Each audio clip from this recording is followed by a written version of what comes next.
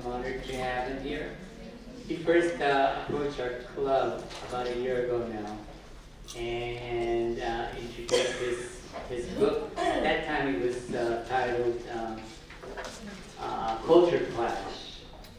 And so I read it. I said, wow, this is, this experience is very similar to a lot of other immigrant experiences. So I think it would be a value for the Carlos Bulosan Book Club to host and content shared with our following. So without further ado, I'd like to introduce Benjamin. He'll talk a little bit more about himself.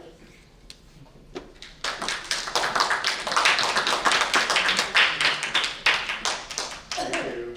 I'd like to express my gratitude to Jaime Diaga and to the members of the Carlos Bulosan Book Club for making this event possible.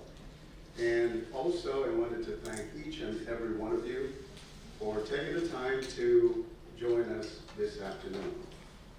It means a lot to us, and thank you very much. I've been asked many times what made me decide to write a book. The quick answer would be that I just wanted to help. I wanted to reach out to immigrants in particular. As some of us, as most of us in this room can attest, a life of an immigrant is not easy. To say that it's not easy is actually an understatement. We, as immigrants, we face a lot of barriers that stands in our way.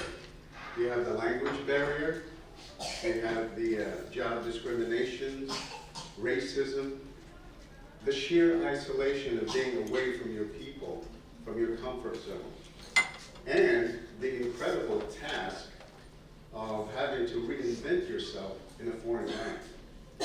And if that weren't enough, on top of that, you have the unavoidable cultural differences, which in my experience proved to be the most difficult to conquer.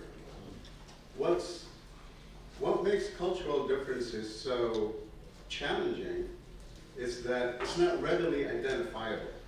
Can't touch it, can't feel it, can't see it. Out of sight, out of mind. Which makes it so easy for us to overlook and underestimate its power. Now for me personally, it wasn't a matter of if I went into it, it was a matter of when. And when I did, I didn't even know what hit me. It's like running into a wall. No, I'm not talking about President Trump's border wall. This wall is huger, okay? It's taller, wider, stronger, plus it's invisible. And this was the same wall that prevented me from getting the promotion that I was after, and the 6 figures, that salary that I wanted, and the recognition that I thought I deserved. Now, many years have gone by, and I've managed to assimilate to the American culture fairly well. But I wish someone had talked to me and explained to me way back when, from the very start, what these so-called cultural differences were, how profoundly they differ, and how powerful these differences can be. Now, the basic understanding of it would have saved me many years of sleepless nights and many, many, many missed opportunities. Now, looking back, what I wanted to do was to share my experience to my fellow immigrants, to help them have a smoother transition and assimilate to the American culture quicker. And what I had in mind was to write a book. And then life happened. I got too bogged down with the business of earning a living and the incredible responsibility of being a father. And before you know it, or before I knew it, many years have already rolled into decades. But the thought of writing that book was always lingering in the back of my mind. Now, what sparked my interest and reignited it was when I had, when a friend of mine from work actually asked me during our lunch break, Ben, why do Filipinos point with their lips? I said, what an odd thing to say. I thought he was making fun of my ethnicity. And then coincidentally, the very next day I had lunch with my parents. And as soon as I walked in the door, I said to Mom, like I always do, all right, Mom, where's the food? And Mom did something really peculiar that day. She pointed to the kitchen with her lips like this. And I was like, where's Dad? And she did it again, pointing to the garage with her lips. So I said, wow, John was absolutely right. Now when John brought it up to my attention, I snapped at him. I said, John, that's the most ridiculous thing I've ever heard you say. You know, Filipinos don't point with their lips. What's the matter with you? So now I feel really bad because his observation of this particular Filipino quirk turned out to be very accurate, which made me wonder what other odd behavior am I displaying publicly that I'm unaware of. So that little episode there was the catalyst that set the motion in bringing this book to fruition. Now, in my quest to learn more about cultural differences, I did notice two types of books written on the subject. One is that they're mostly written like a textbook, using terminologies and scientific terms that could easily put someone like me to sleep. And the rest are geared towards corporate audiences of how to sell products internationally. What I couldn't find was a book that approached the impact of cultural differences from an immigrant's point of view, the human side of the story. I wanted a book that provides a comprehensive view of the immigrant's plight, sort of like a bird's eye view of their journey. The life they knew, how they have been conditioned initially, culturally conditioned, and the void filled by the family that they've left behind. And also the dizzying cultural divide that confronts them as they try to build a life in a foreign land. I strongly felt that hearing that kind of multifaceted narrative was essential for the reader to fully grasp the power of culture. And so since I couldn't find the book I was looking for, I decided to write it myself. And I have written it in a form of storytelling with cultural differences as its underlying theme throughout the book. Hyphen Me is about the impact of cultural differences, the problems that can develop if it's ignored or underestimated, and the paradox of what I call hyphenated state of existence. If I may, I would like to read 3 excerpts from the book for you. The first one has to do with the pain of leaving home and everything behind. As most of you can probably know, leaving your country of origin for good is one of the most painful experiences you'll ever have. I was 8 years old when I learned that I was leaving home. And I was crushed. I didn't want to leave home. You know, I mean, a child needs a stable environment to grow up in. And I was happy where I was. I had the pristine Pacific Ocean in my front yard. I had lush meadows in my backyard. I had tons of friends, and all the time to play and explore. I was home. I did not want to leave. So anyway, this excerpt is from chapter 4, and is entitled The Looming Change. I always used to hear elderly people ask, where did the time go? The idea of time slipping by so quickly baffled me because, from my perspective as a child, time moved ever so slowly. But this outlook changed in an instant when I learned that my mother had followed through on her promise to send for me. She had entrusted Aunt Patricia, who lived in downtown Cebu City, to complete the immigration papers for my departure to the United States. It should have been a call for celebration because I wasn't relocating to just any other country. I was being summoned to live in the United States, the most powerful country in the world.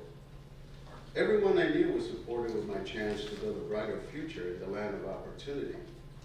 But despite the accolades and assurances, I couldn't see past the idea of leaving Grandma Rufina behind. Losing my grandmother in exchange for a better future wasn't a trade I was willing to make. The ground beneath me seemed to collapse the moment I learned of my imminent departure. I cried in secret every day at the thought that my time with Grandma Rufina would soon come to an end. With the date of my departure looming, my perspective of time was entirely changed. My life had become an hourglass. Suddenly, every second was vital, and the day was never long enough. Every tick of the clock was a tick closer to my dreaded departure. I felt like the death row inmate waiting anxiously for his sentence to be carried out. I equated leaving home with my own demise, dying to the things I had known, loved, and cherished. I wanted time to stand still and for the world to stop revolving. But time marched on with complete disregard of my desperate longing. My grandmother was everything to me. She was all I had. And at 8 years old, I found myself asking, where did the time go? I get kind of choked up just thinking about that. You know, as Michael Jackson would say, Tito, tissue please.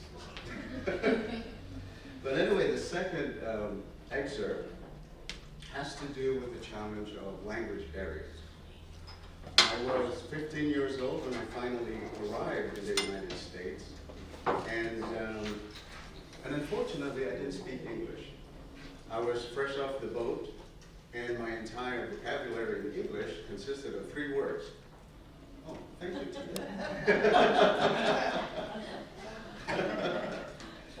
So my entire English vocabulary consisted of 3 words: rice, fish, and toilet. Now, mind you, these are good words, you know, useful words, words of necessity, but not enough to string a meaningful philosophical conversation.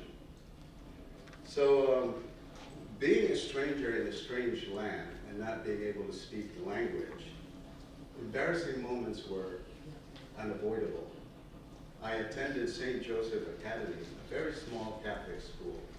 So small, in fact, that when you combine 7th and 8th graders together, they hardly had enough boys to form a basketball team.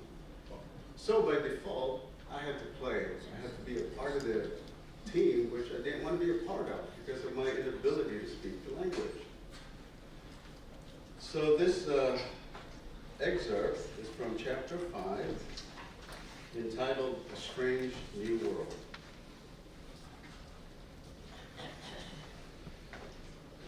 I recall one incident that can still make my skin crawl. During practice one afternoon, our young coach, Richard Romeo, kept screaming to me, "Switch, Ben, switch." I tried to ignore him, but he kept shouting it. Until then, the only meaning I knew of the word switch was the light switch. I thought he was yelling for me to turn off the lights, which I thought was very strange. If that was what you wanted, why couldn't you do it himself? Obviously, it was very practicing. But the more I ignored my coach, the louder he got.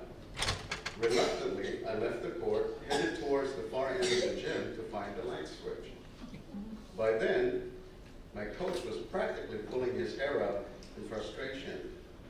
Ben, where are you going?" Of course, he was trying to tell me to switch my position on the court. I had no idea that switch also meant trade places. Baffled by my action, Coach Romeo and my teammates threw their hands up in annoyance. In the back of my mind, I thought, yeah, welcome to my world, bitches. Another embarrassing episode followed almost immediately. I was on my way out the door when my coach pulled me aside to remind me about our first playoff games the next day. I nodded excitedly and went on my way. I took the word playoff to mean that we did not have a game. It sounded like a short way of saying the play is off. So I didn't show up for the critical game the following day. When I saw Coach Romeo again, he was very disappointed. He said we had only lost by 3 points, and my presence would have made a world of difference. I was too embarrassed to explain why I hadn't been a no-show. St. Joseph came in 3rd place that season. We probably would have done much better if I'd only known what playoff meant. Bummer. The final excerpt is from chapter 11. It's called Evolve. And this has to do with what I refer to as hyphenated state of being, which some of you can probably relate to. And this is on chapter 11. Oops. I spent the first 15 years of my life in an environment where people like me were the majority. I know how it feels to belong to homogeneous society where everyone looks like me, acts like me, and adheres to the same cultural norms. That kind of environment provides a sense of inherent comfort and security to members of the large majority. Even though I've lived the great majority of my years in American culture, and I have assimilated exceptionally well, I still can't help but notice the absence of that pure sense of cultural belonging I once felt in my native land. However, when I visit the Philippines, I also notice that I no longer have that sense of belonging there either, since I've been away for so many years. I'm in a limbo, flanked by 2 cultures like the hyphen and Filipino-American. I was pleasantly surprised to learn that this hyphenated state is a peculiarity shared by other expatriates who have been away from their countries of origin for so long. But when I share this distinction with my American friends, they often push back that I shouldn't feel that way. Some of them genuinely try to understand my position, but others couldn't get past their own views and insisted that I simply get over it. What these friends failed to understand was that I don't view my hyphenated condition as necessarily a bad thing. With today's highly mobile population, rapid demographic shifts, and full swing globalization, a strong argument can be made that multicultural integration is the wave of the future. It's a trend that plays out to the advantage of expatriates like myself, people who are multilingual, quick to adapt to cultural changes, and good at working with people from diverse ethnic backgrounds. So from this vantage, I consider being a hyphen me a strength, not a weakness. Coming to terms with my hyphenated state of being and investing my own time to comprehend, learn, and respect other cultures fosters the awareness, tolerance, and cooperations I receive from other people. Being culturally aware makes me less inclined to take offense of behaviors different from my own. It reminds me that people may be using cultural expressions and behaviors they're comfortable with, and not necessarily acting out of malice, ignorance, or indifference. Thanks for your patience. At this point, I'd like to answer a question or so. Oh, James. One question, Ben. I grew up in Cebu City, and I remember in first grade elementary school, if you spoke Bisaya, you would pay 1 peso for each word. And there were colleges that were English-speaking zones only. You'd see banners that say English-speaking zone. So I'm trying to figure out like why you had a problem with English upon my grading when you were like around 8. By that time, were you like 2nd grade, 3rd grade? No, I was 15 when I moved here. Oh, you were 15. Yeah. So for every grade, grade 1 to grade 6, we have an English class. High school, 1st year to 4th year, we have an English class. So every year. Yeah, good point. English, the Philippines is well known for its proficiency in English. I happen to be the exception. When the United States took over after the Spanish colonization for about, 400 years, the Americans discovered that they've inherited a country that has no infrastructures, no political system, no school system to educate the masses. So at least, I know colonization is a bad thing, but at least with the Americans, they've established the school system that is still intact today. So one of the problems was that they recognized that the Philippines is fragmented linguistically and geographically. Philippines consists of about, over 7,000 islands, and it has, over 100 dialects. And the dialects are so severe that technically it's a different language. So when the Americans realized this, they said, well, you know what, there should be a universal language, there should be English. So the school system is based in English, like James said. So everything is taught in English except for one subject, which was taught in a different dialect, which is Tagalog, the dialect in Manila, which is the capital city. So me going into class, being a complete stranger, everything is taught in different languages. I don't speak any of these languages, So I used that as an excuse not to take my studies seriously. I figured, hey, I got to rebel somehow. I'll show them. But truth be told, I was just too lazy to do my homework, so I just used that excuse. So when I moved here, consequently, my Tagalog was poor, and my English was really horrible. And luckily, I managed through the years to do a little catch-up. Yes, I have a question. You made mention that when you visit Cebu or Manila, when you go back to the Philippines, that you don't feel that connection like you did once when you were there. So my question is, does the hyphen always remain a void in your heart?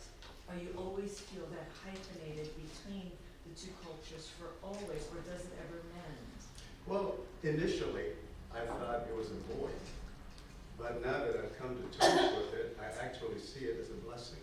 Because now I have not only one culture to lean upon, now I have two. So to me, clearly, it's an advantage. And the trend of the world, to as I have alluded to, is that globalization, integration.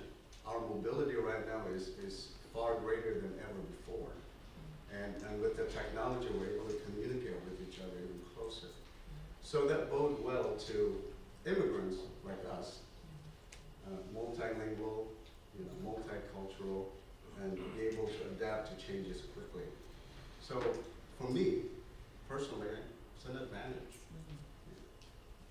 Yes, Myrna? So there are other perspectives, not only assimilation, but integration in the immigrant movement in the U.S.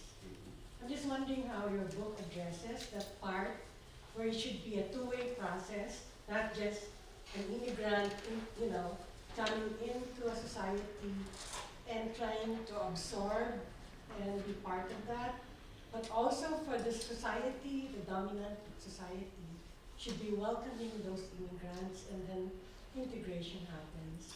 I'm wondering how that factors into your book. Well, absolutely.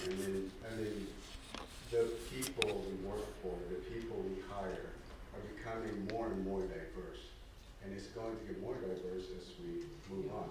So for native-born Americans, it is to their interest to also cross that line and welcome and get to know our ways. And at the same time also, it is our responsibility, as immigrants, to know the host cultures or the host country's culture. It would be very silly of me, for example, if I was a complete white American, to move to the Philippines and demand that all Filipinos should turn American because for my convenience. That wouldn't be fair. So this is their territory, and it is our responsibility to get to know their ways.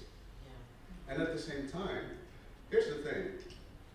The word assimilation, for some, is a toxic word. Because assimilation, if you defined it as a zero-sum game, whereby in order for me to gain, to become an American, it would be at the expense of losing my Filipino-ness, then that definition would be scary. You know? I mean, I'd be petrified. But if you see it another way, whereby assimilation is basically adding to what you already know. You're adding to your experience and not losing anything. If anything, you're gaining. You know, and so it's actually pretty cool. You know, that now you have not just one cultural perspective, now you have two in your cultural toolbox. I'd like to say something. Yeah, also, I'll say in this. I think in terms of the culture here in the U.S., I think it's very recent for the U.S. culture to even recognize as a strength the term diversity, and that's increasingly. So I think at one time it was maybe diversity was poo-pooed or not even recognized or acknowledged, but that's my observation. So there is an evolution of American culture itself and its leaders and the population in recognizing that diversity is a strength. We should celebrate it and give voice to it.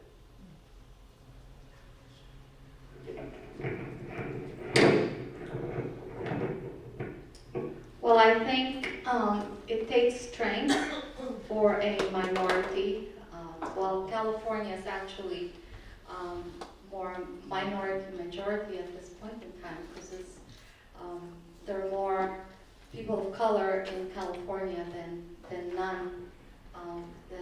than whites.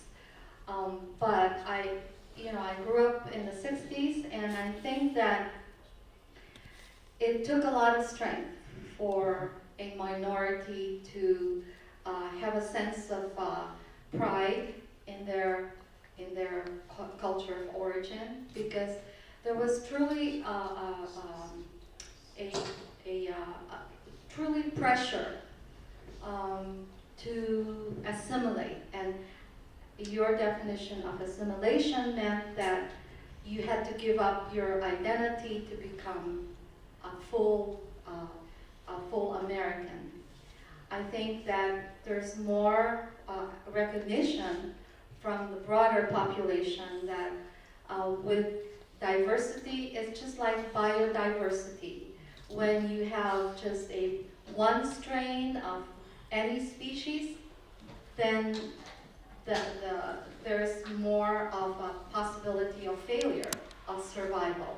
In fact, diversity in all kinds of fields ensures the survival of a particular, of any kind of the species in that situation. So, however, I want to say there's a big backlash now.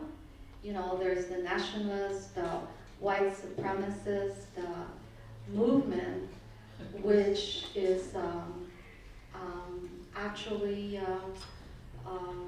striking fear in a lot of people, because there's a very open actually challenge to the invaders. Like, you know, I'm seen as an invader, when in truth we're a land of immigrants. You know, except for, of course, for the natives who were here 10,000 and African Americans are not immigrants. I'm sorry, that's right. Thank you very much. Thank you very much, Some Sandra. African Americans. Yes, and forced arrival of course of our African American brothers and sisters whose ancestors were brought here in chains. So it is true that all of us are either came here either through force or voluntarily, except for, the Native Americans were also immigrants 10,000 years ago. I guess you could say that. So anyway, I'm sort of running on. Thank you so much.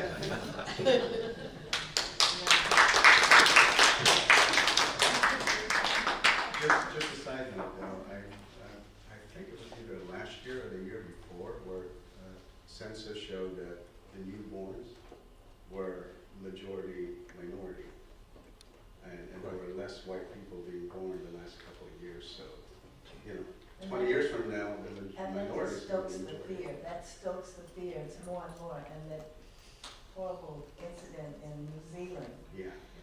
stoked by our president partially, I mean, But unfortunately for these people who are very fearful, they don't realize that, yes, we may look different, but inside, we're the same.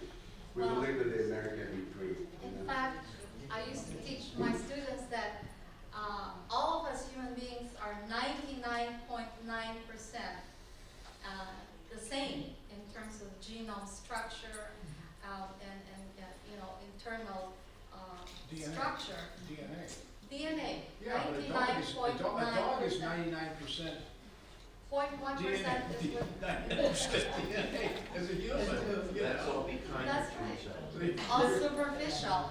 Our differences, color, are really all superficial.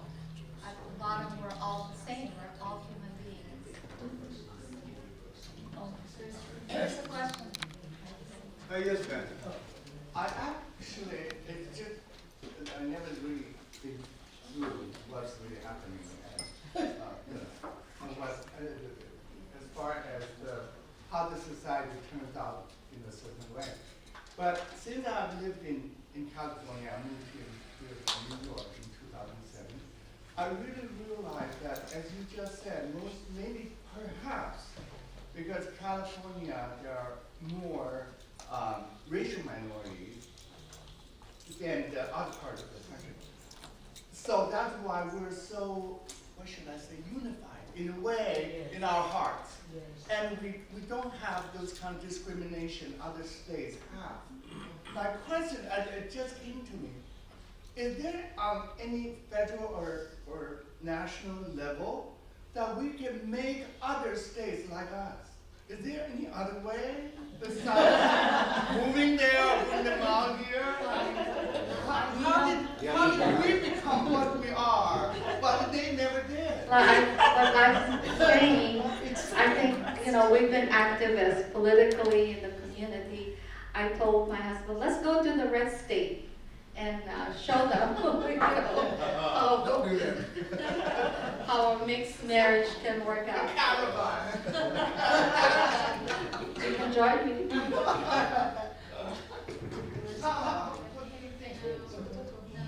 What do you think? Well, actually, when I first started here, I wish I had, by the way, I grew up like an hour away from here in Fontana, California. In the 70s, there was hardly any Filipinos there. And I wish that there was I was near a Filipino community where I could hang on to what's familiar to me while I'm learning something new. And fortunately, I didn't have that kind of luxury. That was like thrown into like sink or swim. But I also see that, especially LA, there's a lot of niche. You have Little Koreatown, Filipino towns, all that, which is good. But it's a double-edged sword also, because what happens frequently is that we get too comfortable with our own niche, that we decide to climb on board and never leave. So I met many Koreans who don't even speak English and have no desire to leave outside of that border of Cape Town. So in that respect, we've come so far, there's a reason why we left home. And for some, it's out of necessity, and for some, it's just that our country weren't able to provide us with, didn't have the foundation to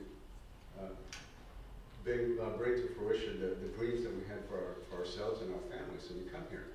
And that opportunity exists, but it does exist outside of that self-limitation that we sometimes put on ourselves. And I just wanted to, remind people that yes, it's comfortable to live in what's comfortable for us, but it's a big country. It's a big country. And there's a lot of good people. Go outside and learn to see them and get to know them. I have a comment. You made mention now about that, let's say somebody wants to find a similar neighborhood, right? A Filipino or a Korean. You wanna use the mic so people in the back?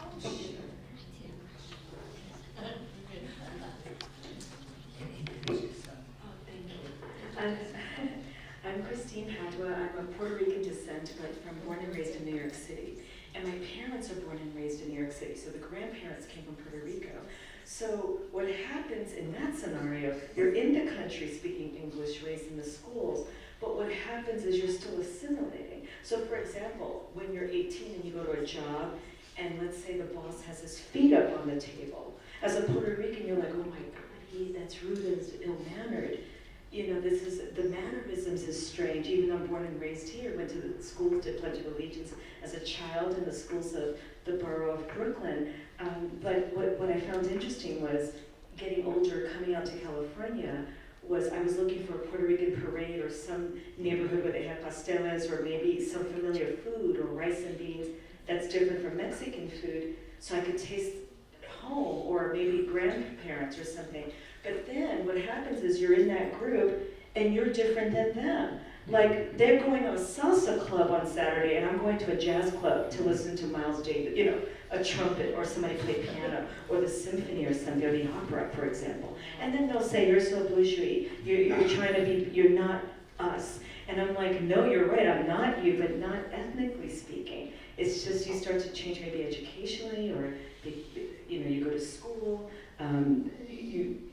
Let's say they'll argue something that's illogical, and then you'll say, no, that's an unsound argument. It doesn't follow A plus B equals C. And then you start talking, and then you're lost, and then I'm extricated from that group, not wanting to be. So you've got the Puerto Rican American people, and then I consider myself like, well, I'm American. I don't know how they feel, but you still feel that difference. Even born here, that you're still assimilating in many ways, and then you don't connect to the people that you're blood related to, or like ethnically related to, I should say. So I think that's a different experience. Maybe that's my story or my book, but this really touches on that. So thank you so much for sharing. That's right, Christine. That's your book. So everybody's got a book in them, right? Hopefully, you all are inspired to write your own book.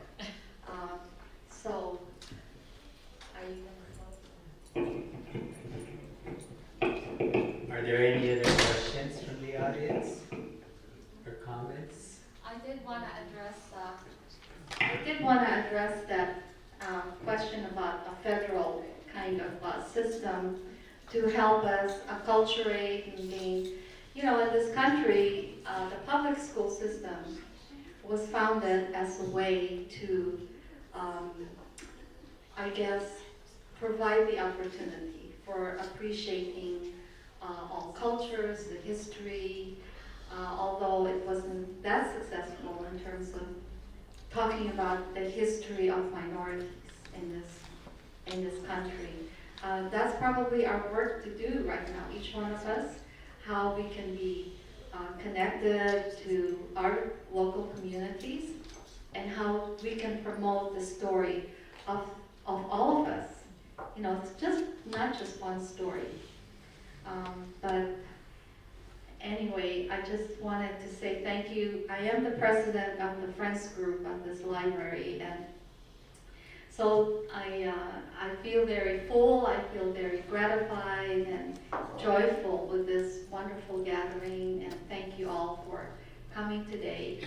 I encourage you to look at your own library where you live and join the Friends groups there, or join our Friends group. But reading is a wonderful avenue for educating ourselves and our young people. the young people are our future, as they say, and as I believe. Ben, do you have any closing remarks? Yeah, it's a beautiful country that you live in with a lot of good people in it. Go out there, get to know it. Thank you. Don't be afraid of the height. I'd like to thank Ben. Those of you who haven't picked up a book, please do. For those of you who haven't signed our sign-in sheet, please do as well. The Carlos Bulosan Book Club is one project of the Friends group here. We also, the Friends group also sponsors the Philippine Heritage Collection, which has several books in the stack. So if you have time, when you leave, to go back there, we'd like people to donate to it. Join the Friends group as a member for $10 only, with all the rewards and benefits that comes with that. And finally, again, thank you everybody. You're welcome to stay, mingle, socialize, have some more food, and come back and join our every other month Thursday Carlos Bulosan Book Club. Thank you. Third Saturday. We have cards there about our program.